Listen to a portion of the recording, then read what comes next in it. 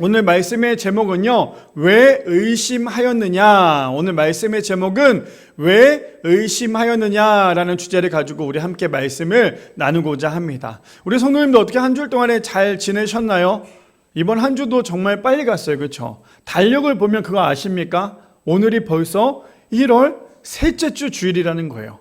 이게 시간이 참 빨라요. 그렇죠? 송호영신 예배 드린 지가 얼마 안 된 것 같은데 우리가 마지막 예배라고 해서 여기 모여서 다 같이 식사하고 마지막으로 2024년도를 마무리했던 게 엊그저께 같은데 어느덧 벌써 다음 주면 1월 마지막 주 주일이기도 합니다. 그만큼 시간은요 굉장히 빠르게 흘러가고 있다는 사실이죠. 그러니 우리 성도님들 올해도 2025년도에도 2024년도에 받았던 그 사랑보다 하나님으로부터 더 많은 사랑을 통해서 더 많은 은혜를 통해서 풍족하게 누릴 수 있는 2025년도가 되기를 축복합니다. 사실 오늘 이 말씀을 준비하면서요, 제가 이 말씀을 재작년이죠. 우리가 개척하기 전이니까 재작년에 이제 수련회 강사로 가면서 이 말씀을 2번이나 똑같은 본문을 가지고 말씀을 전했었어요. 그래서 이 말씀을 내가 어떻게 수련회 때 전했었지라고 생각을 하면서 설교문을 한 번 더 검토해 봤는데 제가 이 설교를 가지고 무려 3시간 동안 설교를 했더라고요. 그래서 오늘 제가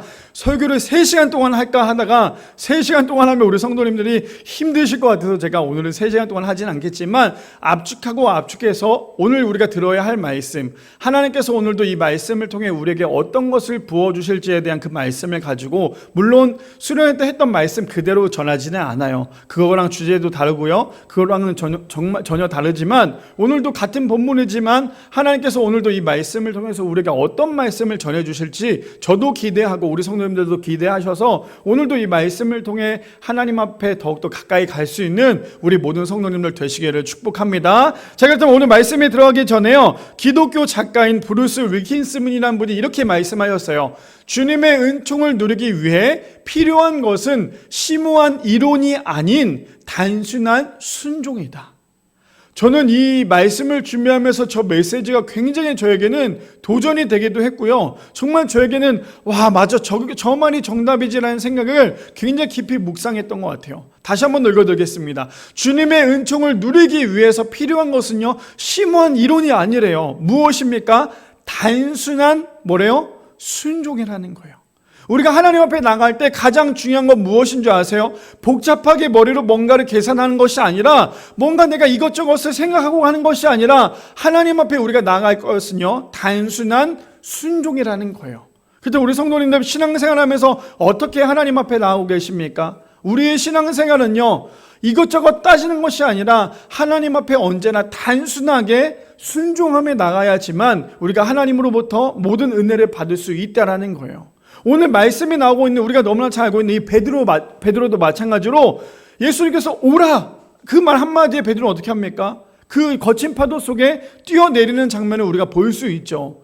베드로가 이것저것 생각을 했다면요, 아마 바다 위로 뛰어들지 못했을 거예요. 근데 베드로는 예수님 오라 하십시오. 그랬더니 예수님께서 뭐라 하세요? 오라 라고 말씀하시니까 베드로는요, 거침없이 그곳을 뛰어드는 장면이 오늘 본문이라는 거죠. 바라기는 우리 모든 성도님들, 우리의 삶 가운데, 우리의 신앙 가운데 하나님 앞에 살아가며 하나님과 동행할 때에 이것저것 따지는 것이 아니라, 이것저것 환경을 바라보는 것이 아니라 하나님 앞에 단순하게 순종함으로 나갈 수 있는 우리 미랄의 성도님들 되시기를 축복합니다. 자, 그렇다면 오늘 말씀의 제목, 왜 의심하였느냐라는 주제를 가지고 우리 함께 3가지로 나눠보기를 원하는데요. 첫 번째, 이렇게 시작합니다.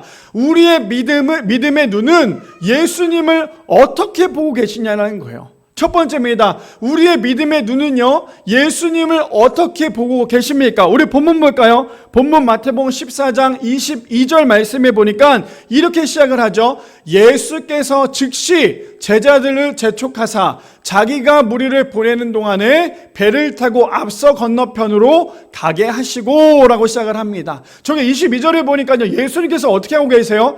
즉시라고 말씀하세요. 즉시 뭐라고 있습니까? 지금 예수님께서 한 행동은요, 예수님께서 즉시 누구를 재촉하십니까? 제자들을 재촉을 하신다라는 거예요. 그렇다면 예수님께서 왜 갑자기 제자들을 즉시 재촉하고 있을까요? 그 이유는 우리가 오늘 읽어보진 않았지만 성경은요, 반드시 앞뒤 문맥을 잘 살펴야 되는데 오늘 본문 전에 어떠한 사건이 있었냐면요, 오병이어 기적이 있었어요. 오병이어가 기적하면 어떤 것이 있는지 아시죠?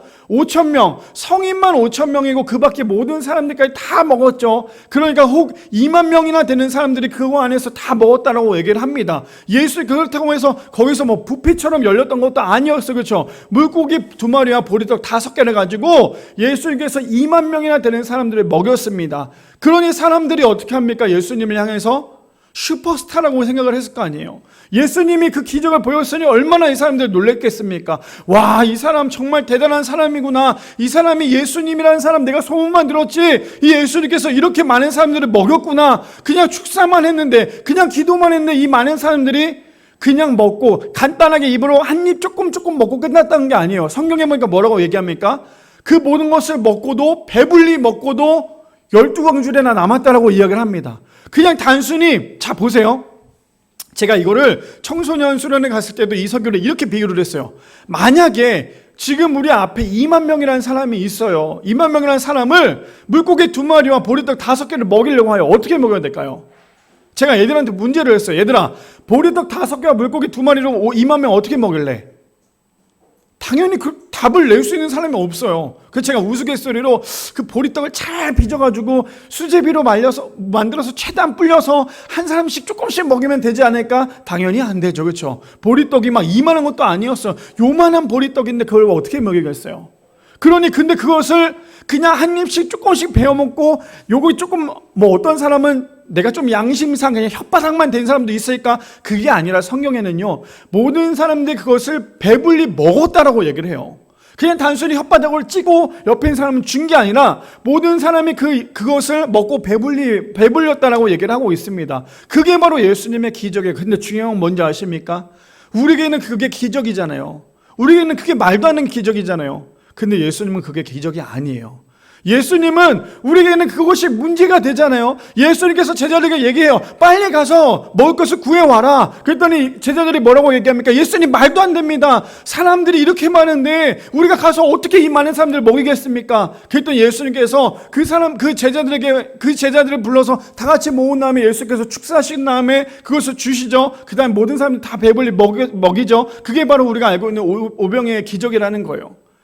제자들은 그것이 안 된다라고, 불가능하다고 얘기했어요. 그게 문제가 된다라고 얘기했다는 거죠. 왜요? 예수님께서는 산 위에서 사람들에게 말씀을 전하셨을 때 듣는 사람들 그걸로 듣고 끝난 게 아니라 배도 고팠을 거 아니에요.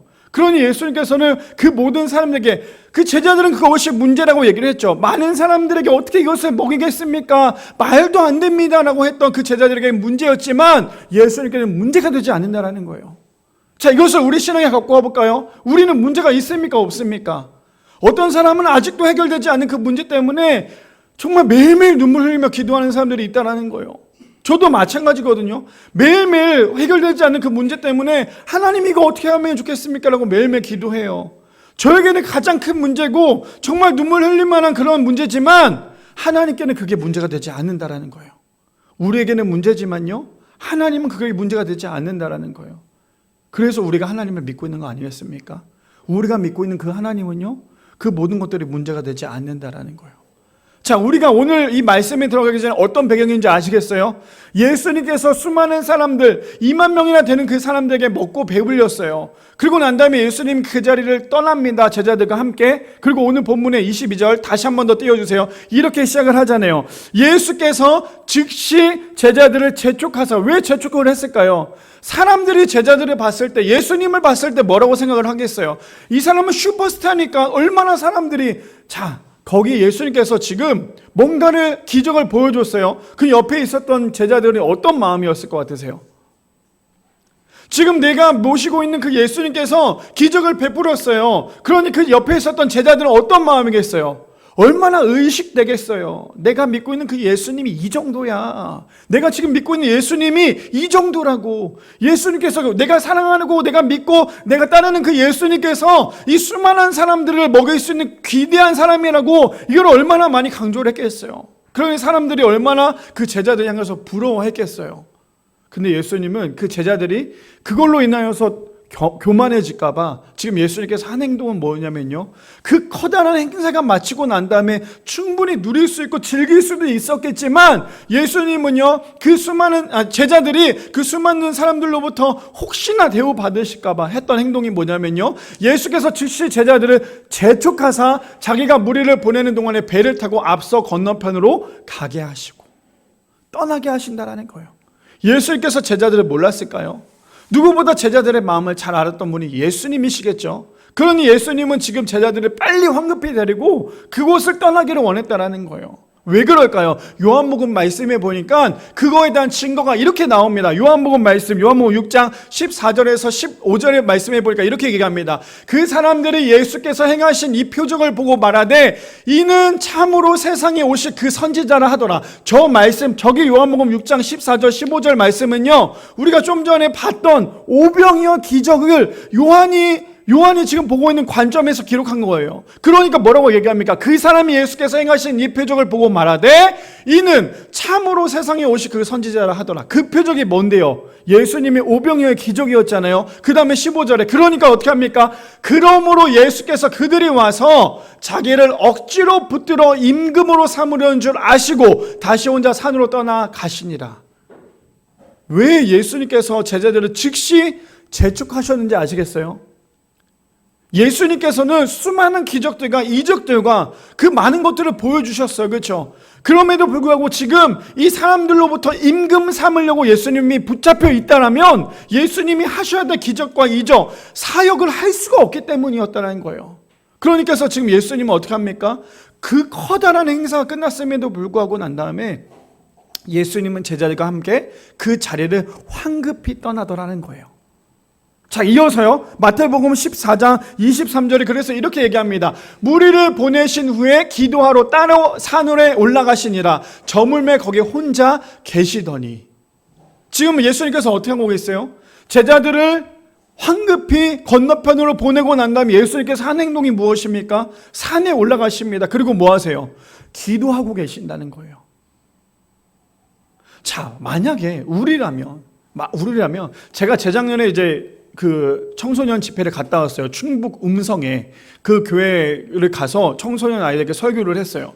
설교가 끝나고 난 다음에 제가 어떻게 했을까요? 황급히 그 자리를 떠날 수가 없었어요. 왜냐하면 야식이 준비가 됐기 때문에 집회가 끝나고 난 다음에 2시간 반 동안 설교가 끝나고 난 다음에 야식을 먹어야 되니까 앞에 나와서 아이들이랑 인사도 하고 같이 포옹도 하고 같이 치킨도 먹고 피자도 먹고 막 그 시간을 이렇게 보냈어요. 그러고 난 다음에 올라가서 하나님 오늘 어떻게 제가 설교 잘했나요? 하나님 제 설교가 괜찮았나요? 라고 하나님께 다시 한 번 더 묻고 내일은 더 큰 은혜를 부어달라고 하나님께 기도하면서 그렇게 잠자리에 들었던 것 같아요. 우리는 저조차도요, 집회가 끝나고 난 다음에 내가 빨리 가서 하나님 오늘 어땠습니까? 기도하기보다 먼저 지금 그 사람들과 함께 대화하고 공유하고 이거에 더 바빴다라는 거예요. 근데 사람들이 어떤 거냐면 항상 우리도 마찬가지거든요. 항상 우리가 하나님 앞에 나갈 때 가장 중요한 거, 하나님이 하셨다는 것 중에 가장 중요한 건 뭐냐면요, 항상 우리는 예배로 기도로 시작을 해서 마지막 기도로 끝나야 돼요. 제가 수많은 사업장 신방을 갔어요. 수많은 사업장 신방을 갔는데 교우를 맡았으면 거의 대부분 사업장 신방을 합니다. 또 제가 너무너무나 좋아하고 하는 그 집사님 그 사업장이 또 카페였어요. 카페인데 거기는 한 달에 한 번씩 꼬박꼬박 가서 거기 가서 신방을 했어요. 신방을 하면 집사님도 너무 좋아하고 저도 너무너무 좋았어요. 너무너무나 제가 좋아하는 커피도 매일매일 저한테 주셨거든요. 근데 가면 항상 1년 내내 동안 똑같은 메시지를 전했는데 어떤 메시지 전했냐면, 집사님 오늘 문 열었을 때 기도하셨습니까? 문을 열기 전에 기도부터 하십시오. 그 다음에 모든 가게의 영업이 끝나고 난 다음에는 기도로 끝내고 집으로 돌아가십시오. 그래야 하나님께서 처음과 마지막까지 이곳 가운데 함께 하십니다라고 제가 말씀을 드렸어요. 우리의 인생은 항상 처음에 기도로 시작해서 기도로 마무리가 돼야 된다는 거예요. 아침에 눈을 떴을 때도 기도로 시작을 해야 되고요, 자기 전에도 기도로 끝내야 된다는 거예요. 근데 우리가 아침도 기도하지 않고 저녁에 자기 전에도 기도하지 않는다면 과연 우리의 인생의 주인이 누군지가 우리는 헷갈릴 수밖에 없다는 거죠. 근데 오늘 본문에 보니까요, 예수님께서 제자들을 건너편에 보내고 난 다음에 예수님께서 하셨던 행동은 산에 올라가셔서 하나님께 기도하는 장면이 나온다라는 거예요. 그 모습을 보면 어떤 모습이 떠오르세요? 예수님의 겸손을 우리가 볼 수 있다는 거죠. 우리는 얼마나 교만합니까? 사람들로부터 대우받거나 사람들로부터 워워워 이렇게 띄워주면 우리는 얼마나 의식어려요. 근데 예수님은 그러시지 않았다는 거예요.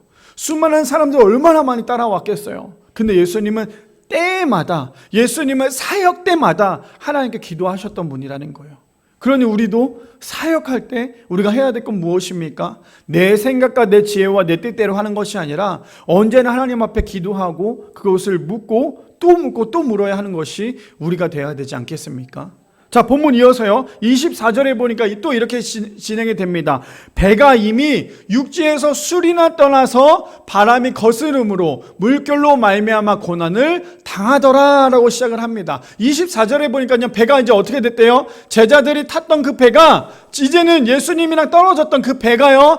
육지를 떠나서 아주 멀리 갑니다. 술이나 떠나서가 아주 멀리나 갔죠. 멀리 갔는데 그 배가 그냥 평평한 바다에 있었던 것이 아니라요. 바람이 거슬렀대요. 아주 물결이 쳤죠. 물결로 말미암아 고난을 당했다라고 얘기합니다. 우리 성도님들 배 타보셨어요? 배 타면 어떠세요? 배 멀미가 나기도 하잖아요. 그렇죠? 저도 배를 참 좋아합니다. 배를 타면요, 뭔가 내가 그 안에서 둥둥둥 떠다니는 게 너무너무나 기분이 좋아요. 근데 이게 조금만 파도가 치기 시작하면 배가 굉장히 많이 위로 올라갔다 내려갔다 하죠. 멀미하지 않았던 사람들도 배만 타면 멀미를 할 수밖에 없다라는 거예요. 근데 오늘 본문에 보니까 술이나 떠나서 그 배가 바다 한가운데로 갑니다. 근데 바다 한가운데로 갔는데 그 배가 어떤 상황이에요? 그냥 잘 가고 있었던 배가 아니라요. 파도로 인하여서 배가 아주 넘실 걸려요. 근데 성경에 보니까 뭐라고 얘기합니까? 넘실 걸린 거 끝난 것이 아니라 고난을 당하더라라고 얘기를 합니다. 그러니 지금 거기 있는 사람들의 마음은 어떻습니까? 두려웠을까요? 아니면 평온했을까요? 두려울 수밖에 없었겠죠. 왜 두렵습니까? 지금 내 상황이 한가운데, 육지도 보이지 않는 그 한가운데서 파도로 인하여서 배가 넘실넘실 거리니까 얼마나 사람들이 두려웠겠냐라는 거예요. 자, 오늘 우리가 본문 첫 번째 주제가 무엇이었어요? 이렇게 얘기하잖아요. 우리의 믿음의 눈은 예수님을 어떻게 보고 계시냐라는 거예요. 좀 전에 우리가 오병이어를 제가 설명드렸던 이유는 오병이어의 기적을 봤었던 예수님의 모습을 봤을 때는 우리가 와, 예수님은 너무너무나 대단한 분이야 라고 생각을 해요. 근데 예수님을 떠났을 때 우리의 마음은 과연 예수님에 대한 어떠한 믿음의 눈으로 보고 있냐라는 거예요. 여전히 같은 마음으로, 혹은 그때 당시 예수님이 정말 기적을 보여주셨기 때문에 대단한 분이셔라고 생각을 했다가 지금 내 상황에 어려움이 놓여졌을 때 예수님 어디 계셔? 아니 지금 내가 이렇게 어려운데, 내가 이렇게 힘이 드는데 예수님은 도대체 내 주변에 안 계시고 어디 계신 거야? 지금 우리의 마음이 이런 마음 아닐까요? 나에게 아주 평온하고 아주 행복한 그런 날들이 지나갔을 때는 그냥 예수님 너무나 감사합니다, 예수님 너무나 감사합니다라고 얘기하는데, 어느 순간부터 우리의 인생 가운데 죽음의 고난이 찾아오거나 우리의 인생 가운데 죽음의 어려움이 찾아왔을 때 우리는 여전히 뭐하고 있습니까? 예수님을 탓하고 있는 것이 우리의 마음 아닐까요?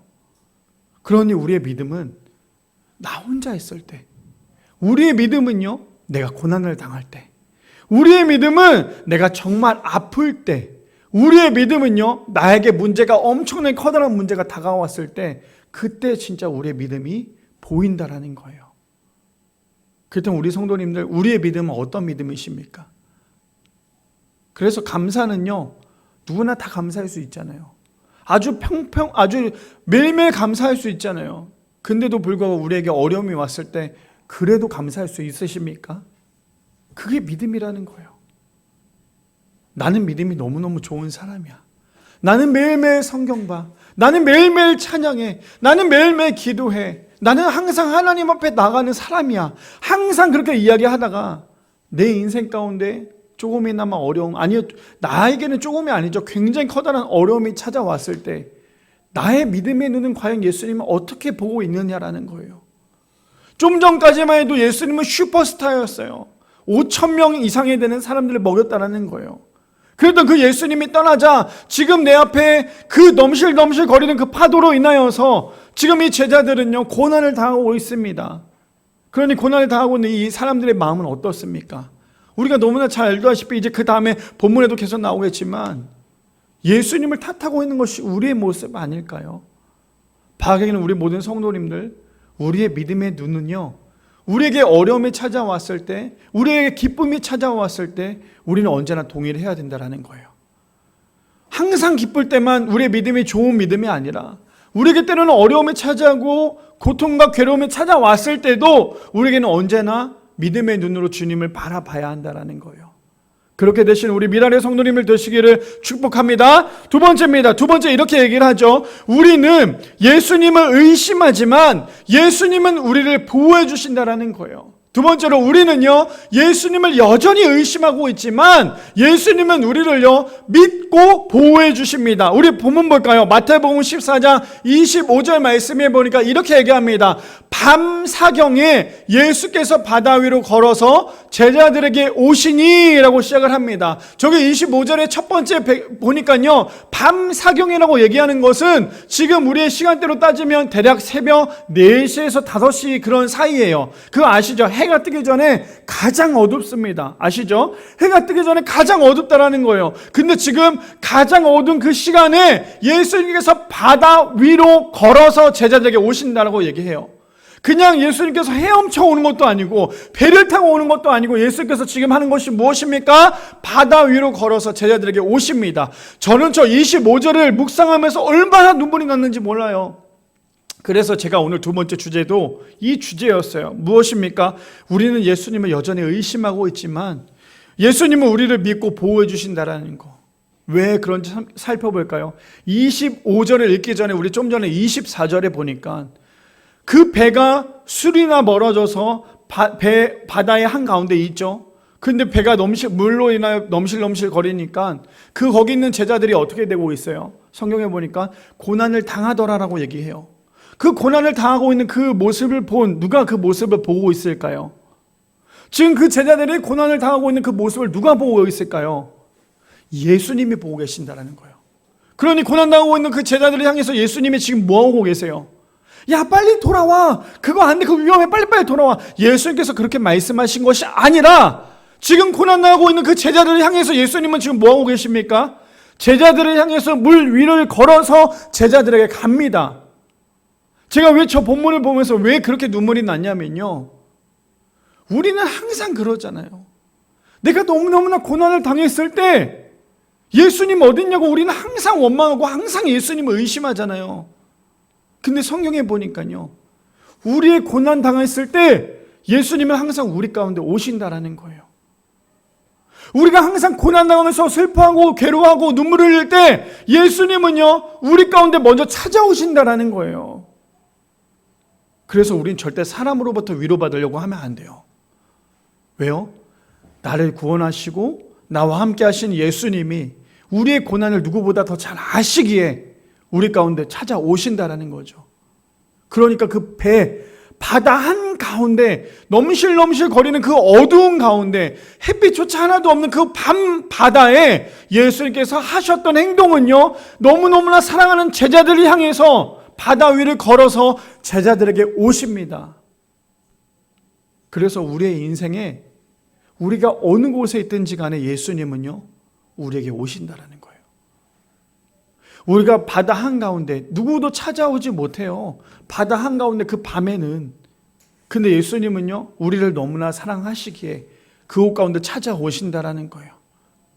그런데 우리는 여전히 예수님을 의심하고 있지만 그럼에도 불구하고 예수님은 우리를 믿고 우리를 보호하십니다. 어떻게 하는지 볼까요? 26절에 보니까 이렇게 얘기합니다. 26절이요. 제자들이 그가 바다 위로 걸어오심을 보고 놀라 유령이라 하며 무서워 소리를 지르거늘이라고 얘기해요. 지금 예수님의 마음은 어땠어요? 두려워하고 있고 고난당하고 있는 그 제자들을 향해서 예수님은요 바다 위를 걸어서 제자들에게 갔어요. 그렇죠? 근데 지금 제자들은 뭐하고 있습니까? 제자들이 그가 바다 위로 걸어오심을 보고, 누가요? 예수님이 바다 위로 걸어오심을 보고 예수님을 향해서 뭐라고 얘기하고 있습니까? 유령이다 라고 얘기하는 거예요. 근데 우리 성도님들 저거 보면 어떻게 생각하세요? 아유, 저런 한심한 제자들 같으니라고 이렇게 생각이 드십니까? 아니요. 우리도 만약에 저 배에 타고 있으면요 우린 더 두려웠을걸요. 생각해 보세요. 지금 내 앞에 배 타시고 밤바다 혹시 가보셨어요? 배를 타고요 바다 한가운데 가면 아무것도 보이지 않아요. 아무것도 보이지 않아요. 내 배만 보일 뿐 아니라 앞에는 그냥 어둠이에요. 얼마나 두려운지 아세요? 근데 지금 그 어두운 그 배 가운데, 바다 가운데 저기 앞에 하얀색 유령 같은 분이 내 앞으로 오고 있어요. 그러니 제자들이 얼마나 놀랬겠어요. 얼마나 놀라니까 뭐라고 얘기합니까? 그냥 앞에 오는 유령 같은 분한테 뭐라고 얘기했겠어요? 그냥 단순히 아 이거 유령이다. 야 저봐 유령 온다 이렇게 얘기했겠어요? 아니죠. 사람들이 얼마나 소리를 질렀겠어요? 얼마나 두려웠겠어요? 유령이다! 라고 하면서 얼마나 소리를 질렀겠어요? 그런데요 27절에 보니까 이렇게 얘기합니다. 예수께서 즉시 이르시되 안심하라 나니 두려워하지 말라. 우리가 26절, 27절을 봤을 때 지금 예수님께서 그 밤바다를 통해서 찾아오셨어요. 근데 우리의 영이 떠있지 않으면요 우리는 예수님을 유령이라고 생각을 할 수밖에 없는 거예요. 그래서 우리는 언제나 영적으로 깨어 있어야 돼요.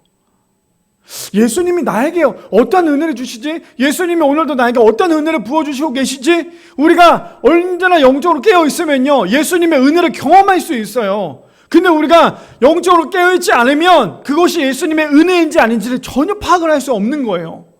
근데 볼까요? 지금 예수님은 제자들을 너무나 사랑해서요 그 바다 위를 걸어서 제자들에게 달려갑니다. 그런데도 불구하고 지금 제자들이 한 행동은 무엇입니까? 유령이다! 라고 소리를 지르면서 두려워하고 있어요. 근데 그 두려워하고 있는 그 제자들을 향해서 예수님이 뭐라고 말씀하세요? 야 이것들아 지금 내가 왔는데 너네들 지금 나한테 유령이라고 얘기한 거야? 예수께서 이렇게 말씀하신 게 아니라 그 두려워하고 있는 그 제자를 향해서 뭐라고 말씀하십니까? 안심해 나라고. 그러니까 두려워하지 마. 지금 예수님께서 제자를 향해서 말씀하고 계신다라는 거예요. 우리는 얼마나 예수님을 의심하고 있어요. 우리의 신앙 가운데 얼마나 예수님을 의심하고 있습니까? 내가 계획한 것이 제대로 되지 않으면, 내가 신앙생활 하면서 나에게 조금의 고통이 찾아오면 우리는 예수님을 언제나 의심하고 있다는 거예요. 주님 왜 나에게 이렇게 어두운 밤바다에 나 혼자 냅뒀습니까? 근데 그거 아세요? 우리가 어두운 밤바다에 나 혼자 있어도요 예수님은 언제나 우리를 향해서 찾아오십니다. 근데 우리가 영적인 눈이 떠져 있지 않으면 그것이 유령으로 보여요. 그래서 예수님 향해서 손가락질합니다. 저거 유령이야, 저거 유령이야. 근데 그러고 있는 모습을 보고 있는 예수님께서 우리에게 오셔서 뭐라고 말씀하신 줄 아세요? 안심해. 두려워하지 마. 나라고. 너네들이 사랑하는 예수 나야. 두려워하지 마. 안심해. 예수님을 의심하고 있는 우리의 모습 가운데서 그럼에도 불구하고 우리를 믿고요. 우리를 보호하고 계신다는 거예요. 저는 이번 한 주 동안에 정말 참 마음이 힘들었어요.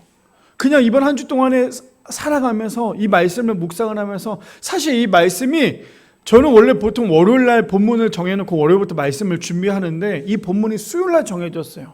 하나님 이번 주 어떤 말씀을 전하면 좋을까요? 계속 고민하고 묵상을 했는데 근데 이 말씀이 저에게는 굉장히 묵상이 되었던 것 같아요. 우리가 지금 우리 교회가 뭐 하고 있습니까? 말씀을 보고 있잖아요. 저는 창세기부터 이제 이번 주가 레위기를 읽고 있어요. 레위기를 읽고 있는데 왜 갑자기 이 말씀이 떠올랐을까? 하나님께서 얼마나 이 베드로를 통해서 얼마나 사랑하는지 이 말씀이 저에게 계속 묵상이 되면서 이 말씀을 전해야겠다. 이 말씀을 선포해야겠다. 그래서 이 말씀을 갖고 계속 3일 동안 묵상을 했습니다. 묵상했는데 얼마나 감사한지 몰라요. 사실 제가 이거를 우리 아내한테 그 얘기를 들었어요. 누구라고 말씀 못 드릴게요. 그냥 한 성도님이 엘리베이터를 탔는데 이제 옆에 있었던 그분들이 우리 교회를 보고 저기 사이비 아닌가? 저기 이단 아닌가? 이렇게 얘기를 했대요.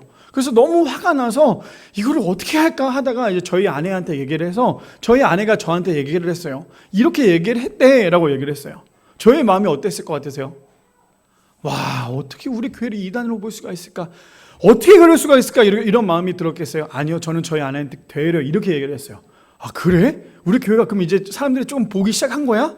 우리 교회에 조금씩 관심 갖기 시작한 거야? 너무너무 감사한데? 그 한편에 또 제 한편에 어떤 생각이 들었냐면 그래 내가 더 정신 차려야겠다. 내가 더 정신 차려서 하나님의 말씀을 정말 올바르게 증거해야겠다. 사람들이 지나가면서 우리가 지금 하고 있는 게 뭐예요? 교회 앞에다가 크진 않지만 작게 우리가 생수도 갖다 놓고요, 달력도 갖다 놓고요, 주보도 올려놓고 거기다가 아이들 마스크도 올려놨어요. 사람들 오고 가는 길 가운데 그것을 보고 난 다음에 필요하신 분들 가져가시라고. 그냥 그렇게 목적은 하나예요. 그분들이 그거 갖고 갈 때 제가 그거 하나하나 놓으면서 하나님, 이분들이 이걸 갖고 갈 때 정말 하나님을 믿을 수 있게 해주세요. 하나님을 볼 수 있게 해주세요라고 하면서 제가 그걸 그 자리에 둡니다. 근데 이걸 놨는데요. 처음에 놨는데 사람들이 갖고 갔을까요? 와, 이 사람들이 아무것도 안 갖고 가는 거예요. 이틀 동안. 그래서 얼마나 마음이 힘들든지, 아니 왜 안 갖고 가? 저거 좀 갖고 가지. 내가 이렇게 정말 기도하면서 놨는데 왜 안 갖고 가? 근데 이틀 동안 안 갖고 가서 하나님 이거 아닌가요? 근데 사실 이렇게 유동인구가 많지는 않잖아요. 근데 수요일부터 하나씩 사라지기 시작했어요. 그래서 저번 주에는 금요일날 딱 봤는데 주보만 딸랑 2장 남고 나머지 다 갖고 가신 거예요. 그래서 제 마음이 어떠냐면, 아, 내가 이렇게 더 많이 섬겨야겠구나. 이렇게 더 많은 사람들이 오고 갈 때 이것을 좀 드실 수 있도록, 보일 수 있도록 냅둬야겠구나. 그래서 우리 교회가 달력이 매번 2개씩 넣는데 매번 달력이 2개씩 사라지고 있어요.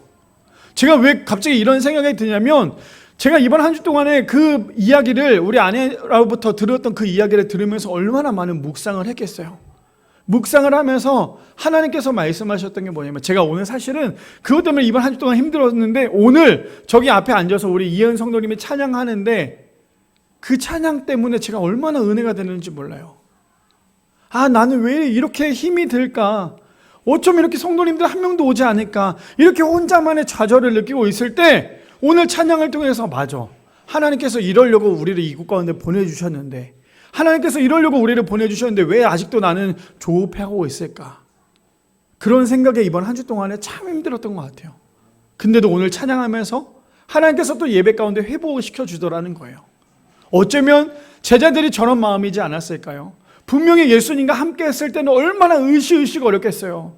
근데도 불구하고 바다 한가운데 자신들이 아무것도 할 수 없잖아요. 아무것도 할 수 없는 거 느꼈잖아요. 고난당하고 있는 거 느꼈잖아요. 그럼에도 불구하고 예수님께서 찾아오셨음에도 불구하고 예수님께 뭐라 그래요? 저 유령이다라고 얘기하고 있잖아요. 그렇게 얼마나 미련합니까? 얼마나 그렇게 바보 같아요. 그런데도 불구하고 그렇게 예수님을 의심하고 있는 그 제자들에게 예수님이 뭐라고 말씀하세요? 나야, 안심해, 두려워하지 마. 예수님은 날마다 우리의 인생 가운데 그렇게 찾아온다라는 거예요. 우리 성도님들만 일주일 동안에 영적 싸움하는 게 아니에요. 저도 영적으로 매일 싸워요. 근데 이번 주는 저에게 저 메시지가 굉장히 저에게 깊이 다가왔어요. 제가 힘들어하고 있을 때, 제가 나는 아무것도 할 수 없네요. 하나님, 나는 아무것도 할 수 없습니다. 깊은 바다의 한가운데 정말 배에 동동동 떠 있는 게 저의 모습입니다. 주님, 저는 아무것도 할 수 없습니다. 그랬을 때 주님께서 말씀하신 건, 안심해, 내가 왔잖아, 두려워하지 마. 예수님께서 그렇게 저를 통해 위로하셨고 오늘 제자들을 향해서 위로하시는 모습을 우리가 볼 수 있다는 거예요.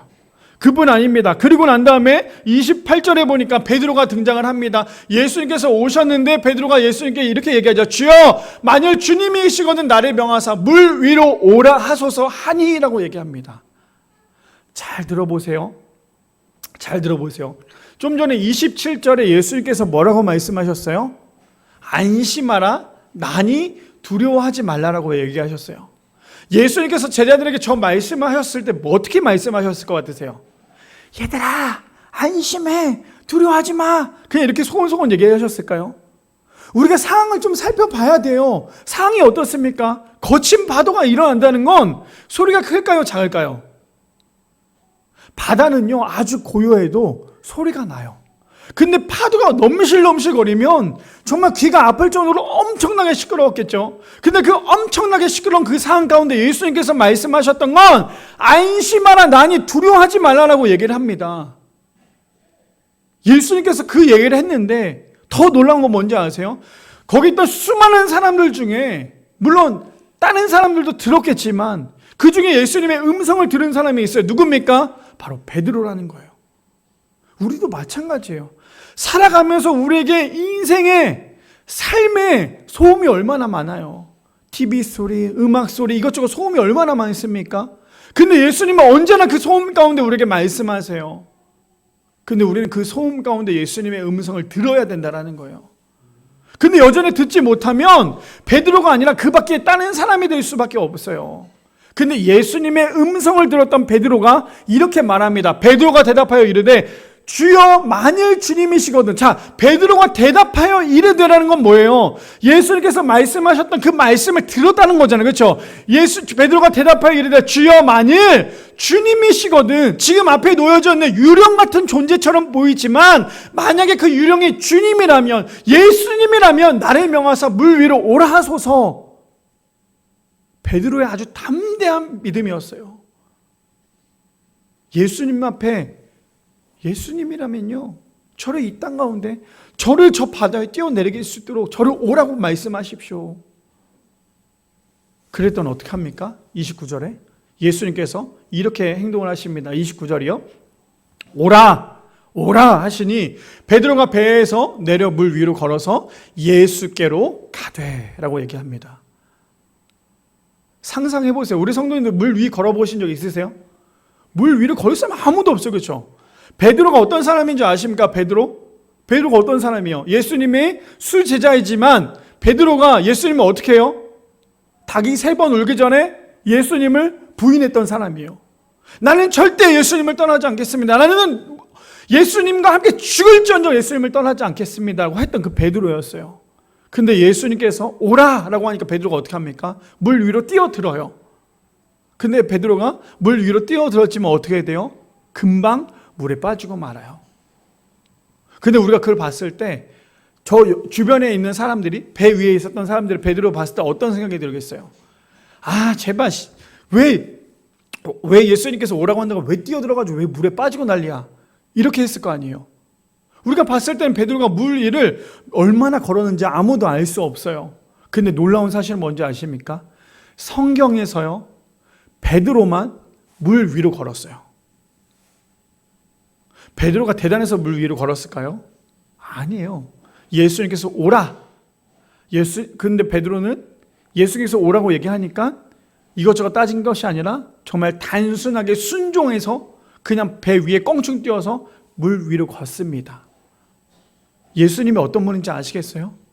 우리가 너무나 잘 알고 있는 홍해바다를 갈랐던 사건도 마찬가지예요. 우리 앞에는 그 어두운 바다가 문제가 되지만요, 예수님께서는 그 앞에 어두운 바다가 문제가 되지 않아요. 출애굽기에서도 마찬가지로 우리가 너무나도 잘 알지만 이 모세와 이스라엘 백성들이 갈 때 앞에 놓여져 있는 그 홍해바다가 문제였잖아요. 얼마나 두려웠겠습니까? 근데 하나님께는 그 홍해바다가 문제가 되지 않았어요. 그러니까 어떻게 합니까? 지팡이 들기만 해. 내가 바다 갈라줄게. 그러니 어떻게 돼요? 바다가 양쪽으로 갈라집니다. 그리고 그들이 걸어서 다 통과해요. 그 다음 바다가 다시 한번 덮쳐버리는 그런 일들이 있죠. 우리는 언제나 그 앞에 놓여져 있는 그 바다가 문제예요. 지금 우리는요, 언제나 그 앞에 놓여져 있는 그 어두운 바다, 시커먼 바다, 두려운 바다가 문제이지만 하나님은 그 어두운 바다가 문제가 되지 않아요. 그러니까 베드로가 주님이시면 저를 오라고 말씀하십시오라고 얘기했을 때 베드로가 했던 행동은 예수님께서 오라고 하자마자 바로 물 위에 뛰어들잖아요. 예수님은 그 바다가 문제가 되지 않기 때문이에요.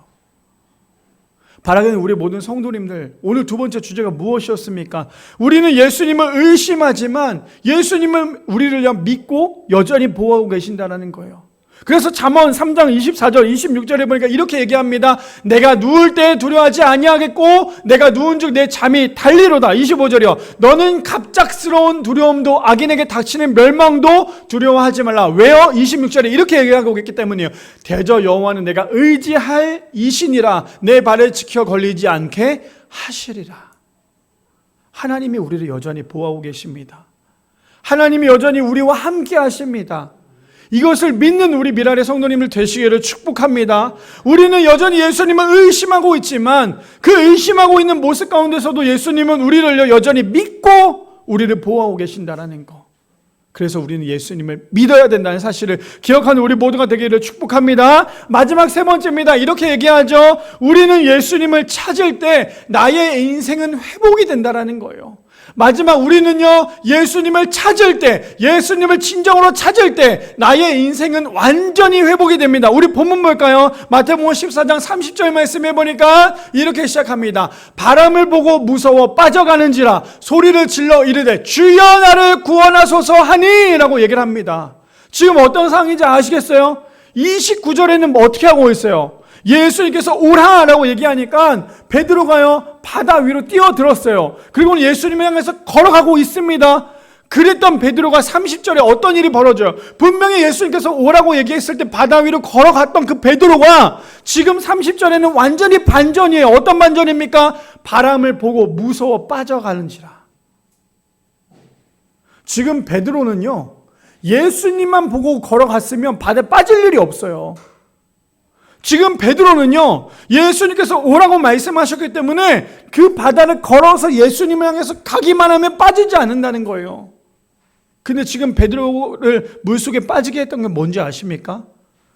바람이었어요. 바람을 보고 무서워서 빠졌어요. 저 바람을 우리가 어떻게 볼 수 있을까요? 세상이에요.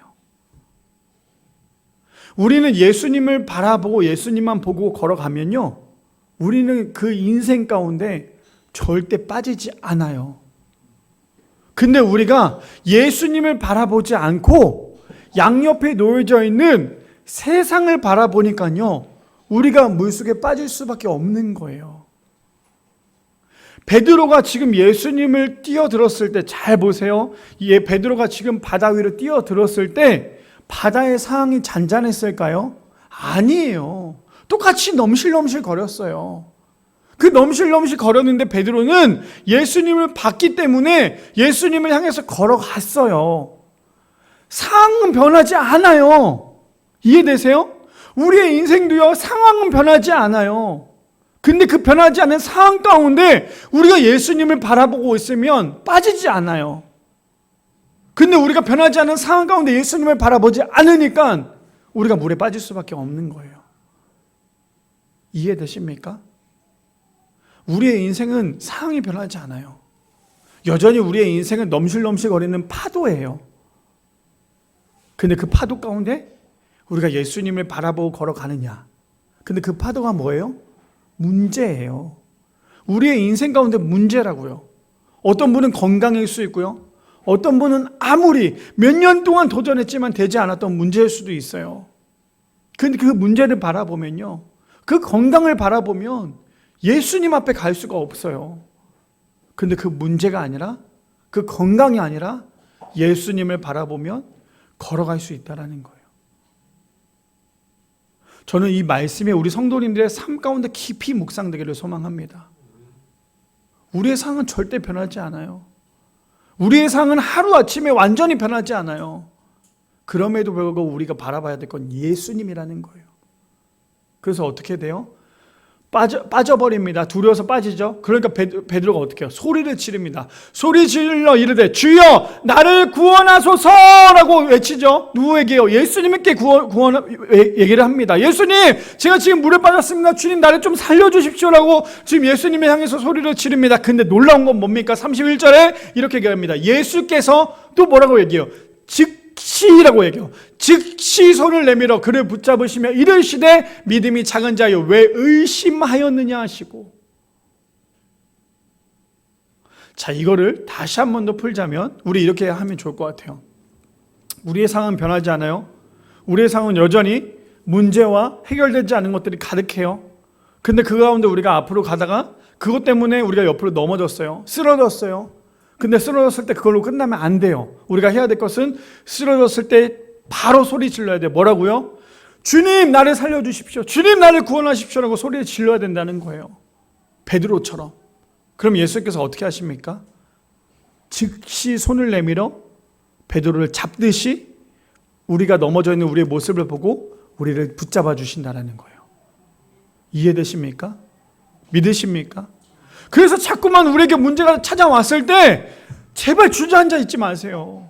우리에게 문제가 찾아왔을 때 자꾸만 예수님을 원망하지 마세요. 우리에게 문제가 찾아왔을 때 자꾸만 예수님을 의심하지 마세요. 우리에게 아픔이 오고 고통이 오고 괴로움이 찾아왔을 때도 예수님을 부르기만 하면 즉시 우리를 건져주시는 분이 예수님이시라는 거예요. 근데 우리는 자꾸만 내가 내 힘으로 그걸 해결하려고 하다 보니까 아무것도 되지 않은 게 우리의 모습 아닙니까? 그래서 그를 붙잡으시며 이르시되 믿음이 작은 자여 왜 의심하였느냐예요. 내가 네 앞에 있는데, 내가 너 앞에 놓여졌는데 왜 여전히 의심하고 있니? 지금 예수님의 마음이라는 거예요. 얼마나 예수님 마음 아프시겠어요? 저는 그래서 하루하루 살아가면서 제가 예수님의 마음을 너무너무나 많이 아프게 하는 것 같아요. 저는 목사잖아요. 크리스찬이잖아요.